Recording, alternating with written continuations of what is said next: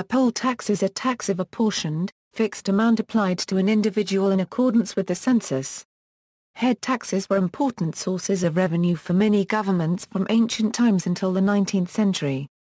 There have been several famous cases of head taxes in history, notably in parts of the United States with the intent of disenfranchising poor people, including African Americans, Native Americans, and poor whites. The tax was marginal, but payment of the tax would be a prerequisite for minority voting.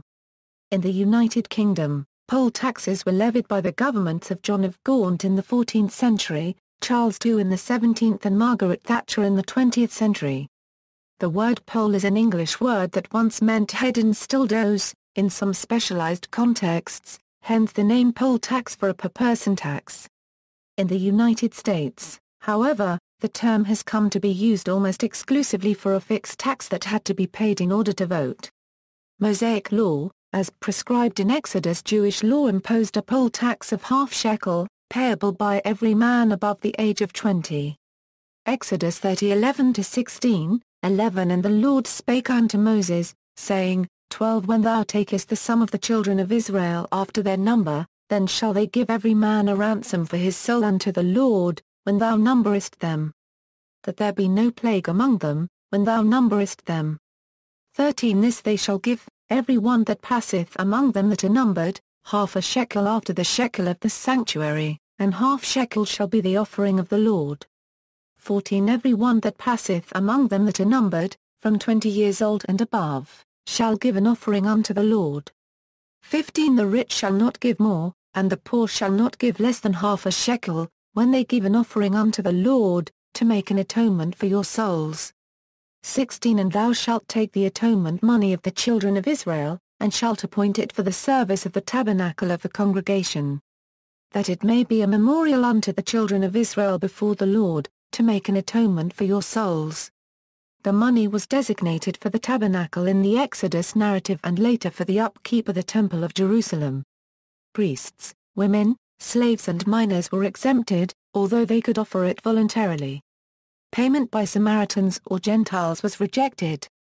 It was collected yearly during the month of Adar, both at the temple and at special collection bureau in the provinces. Imperial China. All of the dynasties of Imperial China have a policy of poll tax, means the male, especially the male empowers whose age at 16 €55. In 1713, a policy which is about the cancellation of poll tax of Kangxi Emperor. Furthermore, Kangxi Emperor said no poll tax forever with the birth rates was increased in China. ECAI 1/4 degree Ashi cubed.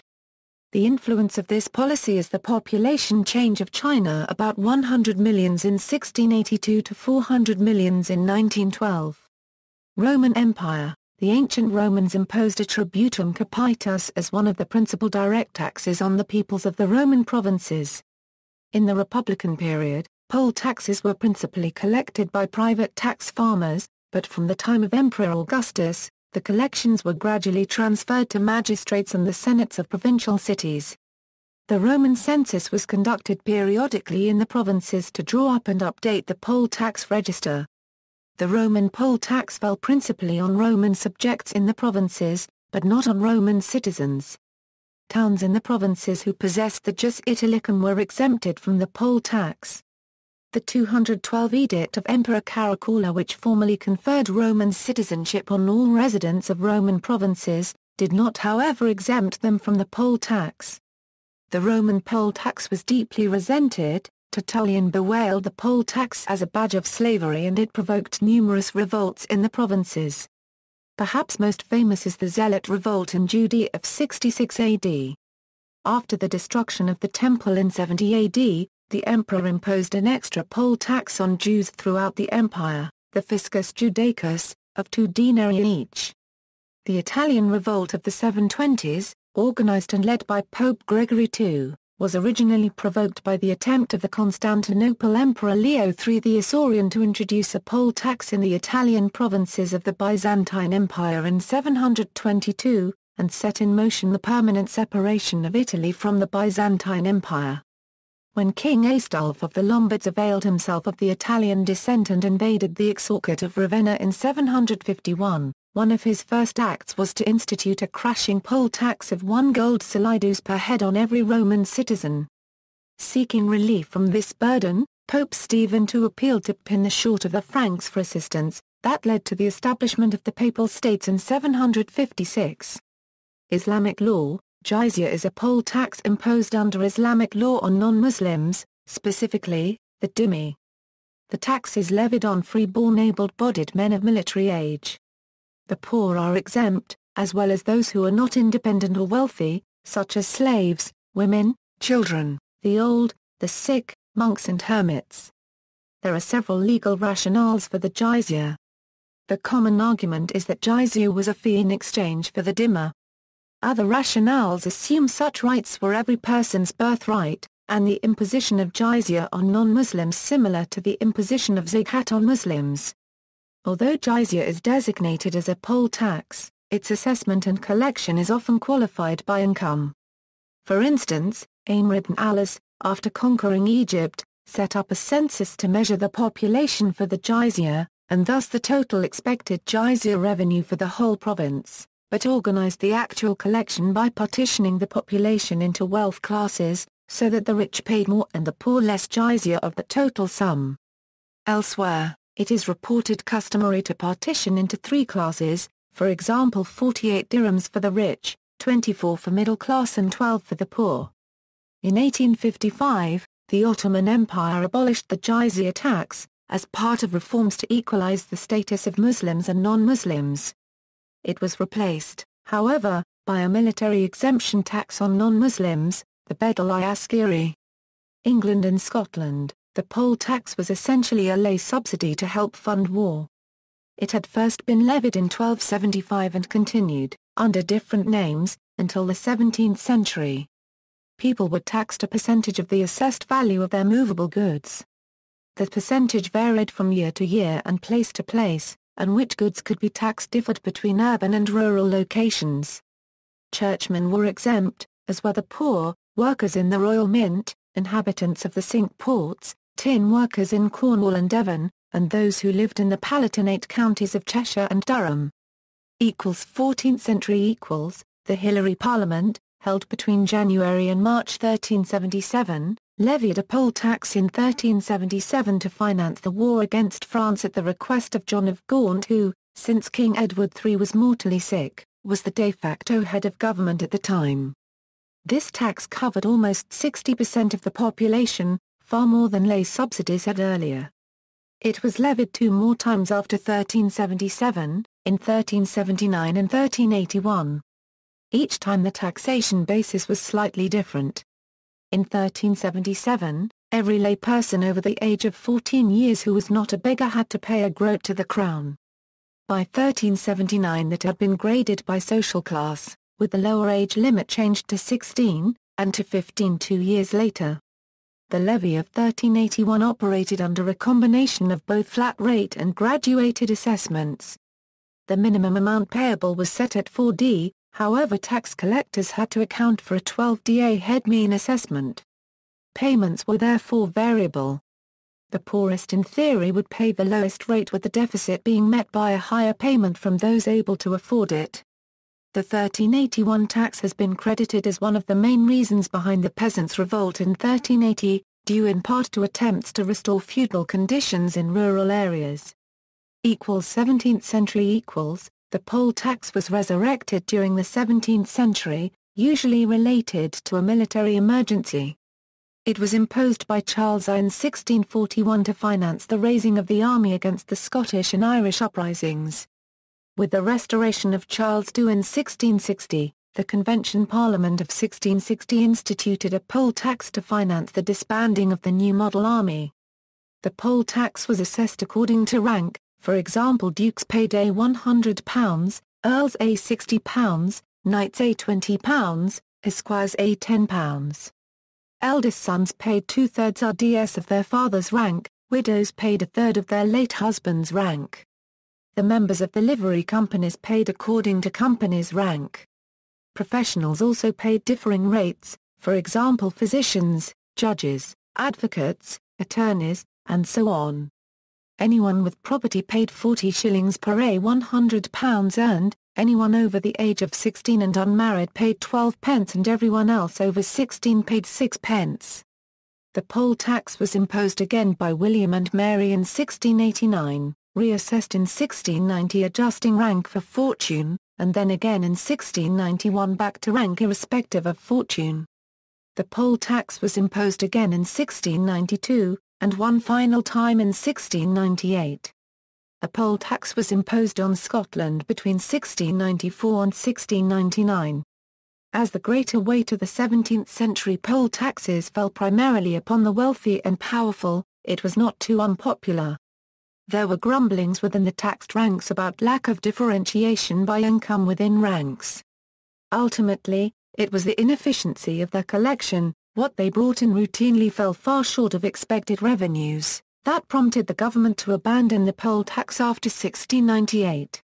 Far more controversial was the hearth tax introduced in 1662, which imposed a hefty 2 shillings on every hearth in a family dwelling. Heavier, more permanent and more regressive than the poll tax proper, the intrusive entry of tax inspectors into private homes to count hearths was a very sore point, and it was promptly repealed with a glorious revolution in 1689. It was replaced with a window tax in 1695. United Kingdom equals. The poll tax, officially known as the community charge, was a tax to fund local government in the United Kingdom, instituted in 1989 by the government of Margaret Thatcher.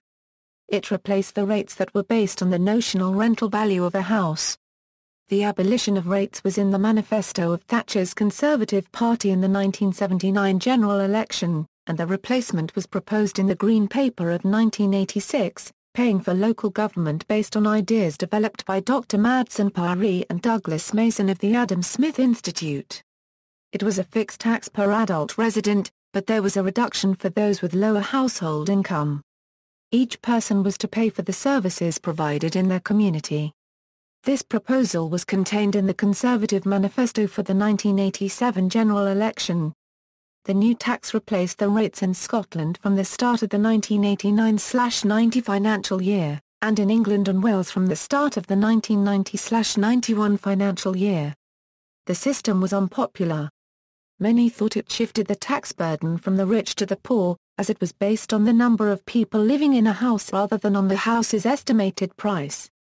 Many tax rates set by local councils proved to be much higher than earlier predictions. This led to resentment, even among some who had supported it. The tax in different boroughs differed because local taxes paid by businesses varied and grants by central government to local authorities sometimes varied capriciously. Mass protests were called by the All Britain Anti-Poll Tax Federation, with which the vast majority of local anti-poll tax unions were affiliated. In Scotland the APTUs called for mass non-payment and these calls rapidly gathered widespread support which spread to England and Wales, even though non-payment meant that people could be prosecuted. In some areas, 30% of former ratepayers defaulted. While owner-occupiers were easy to tax, those who regularly changed accommodation were almost impossible to pursue if they chose not to pay. The cost of collecting the tax rose steeply while the returns from it fell. Unrest grew and resulted in a number of poll tax riots. The most serious was in a protest at Trafalgar Square, London, on March 31, 1990, of more than 200,000 protesters. A Labour MP, Terry Fields, was jailed for 60 days for refusing to pay his poll tax. This unrest led, in part, to the end of Thatcher's premiership. Her successor, John Major, replaced the poll tax with the council tax, similar to the rating system that preceded the poll tax. The main differences were that it was levied on capital value rather than notional rental value of a property, and that it had a 25% discount for single-occupancy dwellings. France. In France, a poll tax, the capitation, was first imposed by King Louis XIV in 1695 as a temporary measure to finance the War of the League of Augsburg, and thus repealed in 1699. It was resumed during the War of Spanish Succession and in 1704 set on a permanent basis, remaining until the end of the Ancien regime.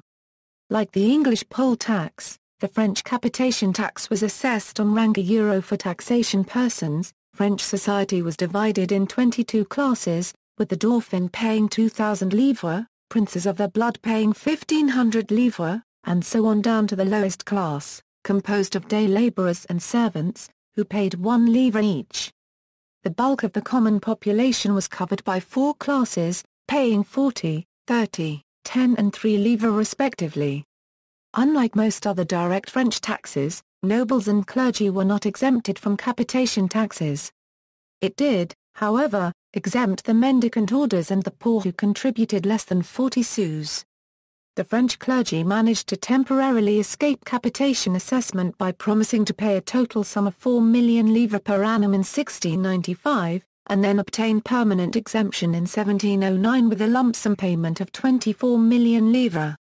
The Pays des copyright tax and many towns also escaped assessment by promising annual fixed payments. The nobles did not escape assessment, but they obtained the right to appoint their own capitation tax assessors, which allowed them to escape most of the burden.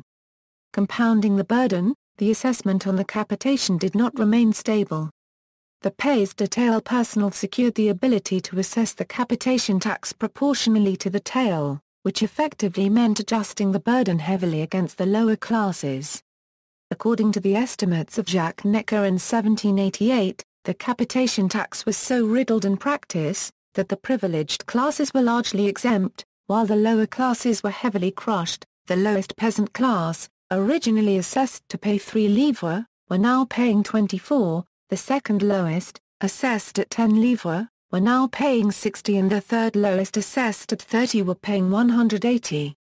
The total collection from the capitation, according to Necker in 1788, was 41 million livres, well short of the 54 million estimate, and it was projected that the revenues could have doubled if the exemptions were revoked and the original 1695 assessment properly restored. The old capitation tax was repealed with the French Revolution and replaced, in November 23, 1790, with a new poll tax as part of the contribution personnel mobiliaire, which lasted well into the late 19th century. It was fixed for every individual at 3 days' labor. A dwelling tax was imposed in 1791. Russia imposed a poll tax in 1718. United States. In U.S. practice, payment of the poll tax was used as a precondition of the exercise of the ability to vote. After the ability to vote was extended to all races by the enactment of the 15th Amendment, many Southern states enacted poll tax laws as a means of restricting eligible voters. Such laws often included a grandfather clause, which allowed any adult male whose father or grandfather had voted in a specific year prior to the abolition of slavery to vote without paying the tax. These laws, along with unfairly implemented literacy tests and extra-legal intimidation, achieved the desired effect of disenfranchising African American, as well as poor whites. Often in U.S. discussions, poll tax is used to mean a tax that must be paid in order to vote, rather than a capitation tax simply. Capitation and federal taxation equals. The capitation clause of Article I of the United States Constitution reads, "No capitation, or other direct, tax shall be laid, unless in proportion to the census or enumeration herein before directed to be taken." Capitation here means a tax of a uniform, fixed amount per taxpayer. Direct tax means a tax levied directly by the United States federal government on taxpayers, as opposed to a tax on events or transactions. The United States government levied direct taxes from time to time during the 18th and early 19th centuries. It levied direct taxes on the owners of houses, land, slaves and estates in the late 1790s but cancelled the taxes in 1802. An income tax is neither a poll tax nor a capitation, as the amount of tax will vary from person to person, depending on each person's income. Until a United States Supreme Court decision in 1895, all income taxes were deemed to be excises. The Revenue Act of 1861 established the first income tax in the United States, to pay for the cost of the American Civil War. This income tax was abolished after the war, in 1872. Another income tax statute in 1894 was overturned in Pollock v. Farmers Loan and Trust Company in 1895, where the Supreme Court held that income taxes on income from property, such as rent income, interest income, and dividend income were to be treated as direct taxes. Because the statute in question had not apportioned income taxes on income from property by population, the statute was ruled unconstitutional. Finally, ratification of the 16th Amendment to the United States Constitution in 1913 made possible modern income taxes, by placing the income tax firmly in the class of indirect excises, thus needing no apportionment, a practice that would remain unchanged into the 21st century. In an editorial published by the Wall Street Journal in 2012, historian and author Dr. Paul Marino argued that the requirement of all Americans to purchase health insurance or face a penalty could be construed as a direct tax that must be apportioned and thus unconstitutional. Chief Justice John Roberts rejected this reasoning, and this rationale was not cited in any dissenting justices' opinions. New Zealand.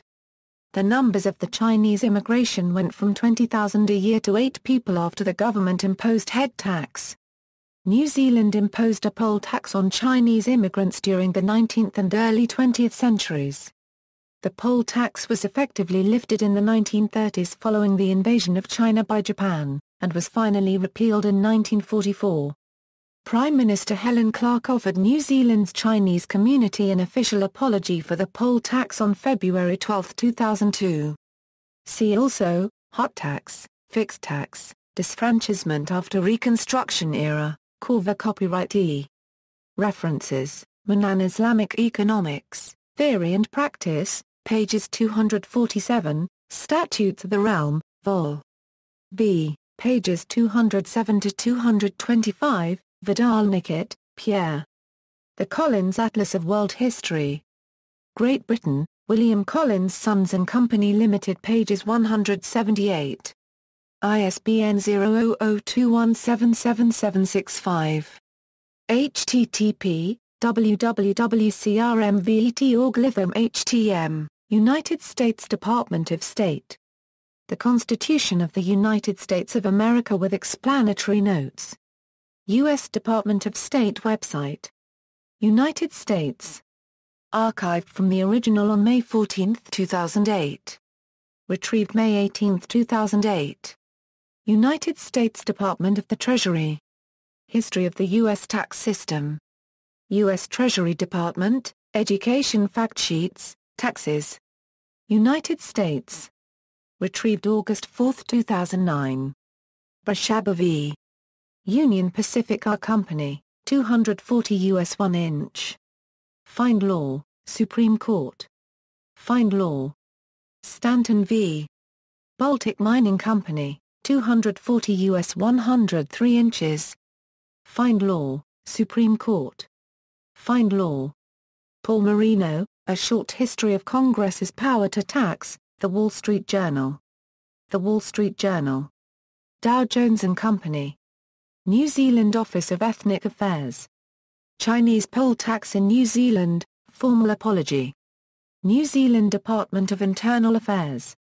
Retrieved August 18, 2006. External links, Middle Ages poll tax, pictures by Paul Ross, who witnessed the riots, the battle that brought down Thatcher, a perspective by the Trotskyist militant group.